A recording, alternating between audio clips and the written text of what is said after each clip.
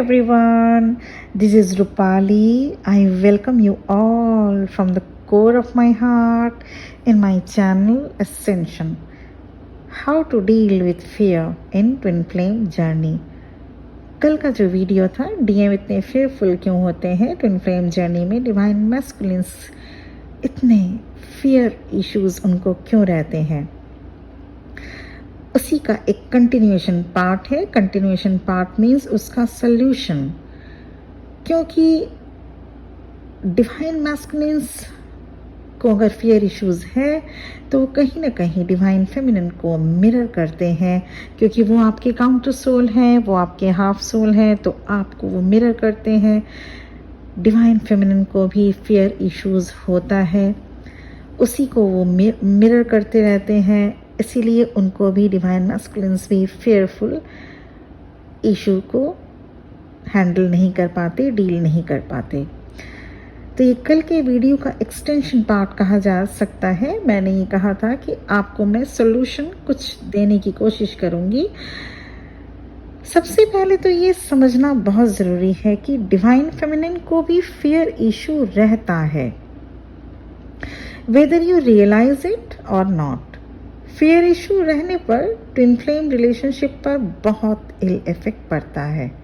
यहाँ तक कि आपके फियर इश्यूज को मिरर करते हुए आपके ट्विन भी आपसे दूर रहना ही ज़्यादा अच्छा समझते हैं. ज़्यादातर फियर जो होता है आप डिवाइन फेमिनिन में, आप दोनों के स्ट्रॉन्ग कनेक्शन को बिल्डअप होने से रोकते हैं और इससे जर्नी स्टक सी हो जाती है.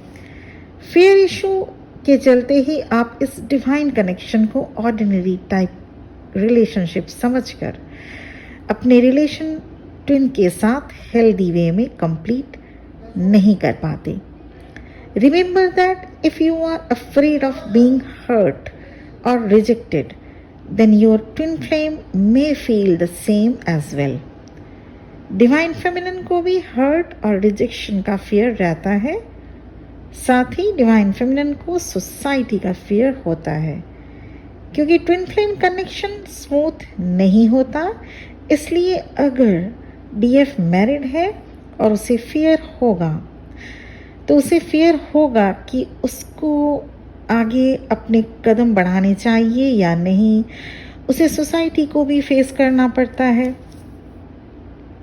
और ये तब और ज़्यादा हो जाता है जब आप इस डिवाइनल जर्नी से डिवाइन को हटाकर एक ऑर्डिनरी लव कनेक्शन के जैसा हाथों में हाथ पकड़कर घूमना या एक साथ रहना, ये सब सोचने लगते हैं. ये सब भी होता है, लेकिन सबसे पहले ये डिवाइन कनेक्शन है, इसको आपको मानना ही पड़ेगा. जबकि कोई ज़रूरी नहीं कि ये भी ज़रूरी नहीं कि आपको इस ट्विन फ्लेम जर्नी में ये सब मिले, मतलब मैरिज या एक साथ रहना, ये सब मिले, ये ज़रूरी नहीं, क्योंकि ये तो सोल कनेक्शन है, न कि बॉडी का connection. This is why you keep in mind this is soul journey. इसमें आपको सबसे पहले डिवाइन को पाना होगा. Destination to divine. इस जर्नी का एक सिंगल, अगर मैं सेंटेंस में इसको डिवाइन करूं, इसको अगर एक नाम दूं, डेस्टिनेशन टू डिवाइन इसको कहा जाता है. फिर आप तभी ट्विन को भी पा सकेंगे. पहले आपको डिवाइन को पाना होगा. अब अगर आप में फियर इश्यूज है तो इसकी गारंटी नहीं कि आपको अब किसी से भी हर्ट नहीं मिल सकता. ज़रूर मिल सकता है, क्योंकि आप अपने बिहेवियर की कमांड कर सकते हैं, राइट. दूसरे की बिहेवियर को आप कमांड नहीं कर सकते. वो उनके ऊपर है कि दूसरे लोग आपके साथ कैसा व्यवहार करते हैं. आपको सिंपली अपने ऊपर इफेक्ट नहीं होने देना है उनके बुरे व्यवहार का. चाहे कोई जितना भी बुरा व्यवहार करे, आपको अपने ऊपर इफेक्ट नहीं होने देना है. जो बोल रहा है उसे बोलने दीजिए। बहुत ज़रूरी जब हो जाए तभी आप दूसरों को समझाएं। बस उसके तुरंत बाद निकल आइए उस चैप्टर से। उस चीज़ को वहीं पर आपकी ओर से ख़त्म हो जानी चाहिए। दिल में लेकर बैठेंगे तो बात बिगड़ती जाती है। इसलिए इश्यूज़ को सॉल्व करना सीखें। यहाँ कुछ स्टेप्स बताऊंगी जिससे आप अपने फियर इश्यूज़ पर वर्क कर सकते हैं। स्टेप नंबर 1, सबसे पहले अपने फियर को पहचानिए। देखिए तो किस जगह और किन सिचुएशन में आप फेयरफुल हो जाते हैं। और अगर आपको लगता है कि आपको कोई फियर है ही नहीं, कुछ भी आप में फियर इशू है नहीं, तो प्लीज़ एक जगह शांति से बैठिए और फिर से सोचिए कि आप किस चीज़ पर वर्क करेंगे। आपको तो फिर अपने ऊपर वर्क करने की ज़रूरत है ही नहीं। I mean, आपको कोई फियर इशू है ही नहीं, लेकिन आपके ट्विन आपको ही मिरर करके फेयरफुल हो रहे हैं। तो ऐसा कैसे पॉसिबल है कि आपको ज़रा भी फियर इशू है नहीं, है ना? Knowing that this process will take time, but knowing what your fears are is a great place to start. अब स्टेप नंबर 2 लेते हैं। अब आपको समझना है कि फियर आप दोनों के कनेक्शन पर इफेक्ट कैसे करता है, कैसे कर रहा है। आपके डेली रूटीन पर इसका क्या इफेक्ट पड़ रहा है। क्या सिम्टम्स होते हैं जब आप फेयरफुल होते हैं। क्या आप चिल्लाने लगते हैं या गुस्सा दिखाने लगते हैं, या फिर किसी रूम में अपने आप को बंद कर लेते हैं, या फिर कुछ और। क्या थॉट होती है उस वक्त आपके माइंड में। आपको इसका पता लगाना होगा। First, reason. Second, what was your reaction and thought. जब आप फेयरफुल होते हैं, क्या थॉट्स आपके माइंड में आते हैं, कैसे आप उसको डील नहीं कर पाते या करना चाहते हैं, ये आपको पता लगाना होगा। अब आते हैं स्टेप नंबर 3। थर्ड स्टेप है कि अपने फियर को डील करने के लिए आपको ये समझना होगा, फियर चाहे किसी भी टाइप की हो, won't last forever because it will come and go over time. इसलिए फियर को एक फीलिंग जैसा ही आप ट्रीट करें। जैसे फीलिंग आती है चली जाती है, ठीक उसी तरह फियर भी चली जाएगी। आपको फियर को उतना पावरफुल मानना नहीं है। जैसे ही आप इस फियर को पावरफुल मानने लगते हैं, वो सच में पावरफुल बनता जाता है, वो आउट ऑफ कंट्रोल होता जाएगा। स्टेप नंबर 4, फियर को हैंडल करने के लिए डिवाइन फेमिनिन सबसे अच्छा है उसे टाइम देना। फियर को टाइम देना, कोई जल्दीबाजी ना करें। जो आपका है वो आपके पास आएगा ही। Enjoy the process of having a twin flame. Fear issue को डील करने के लिए हालात से लड़िए नहीं, just go with the flow.